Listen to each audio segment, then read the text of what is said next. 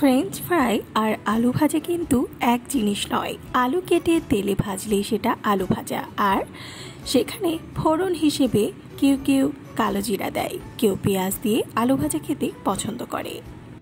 তাহলে French fry কি? French ফ্রাইয়ের জন্ম ফ্রান্সে নয়, বেলজিয়ামে।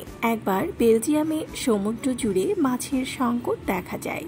মৎস্যজীবীরা তখন আলুকে তেলে ভেজেই কাজ চালাতে শুরু করে।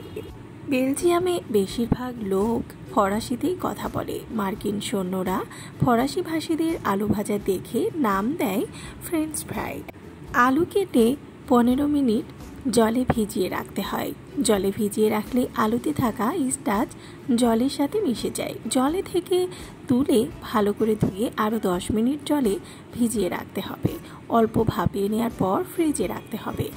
1 থেকে 1.5 ঘন্টা ফ্রিজে রেখে ভাজার অন্তত আধ ঘন্টা আগে বার করতে হবে।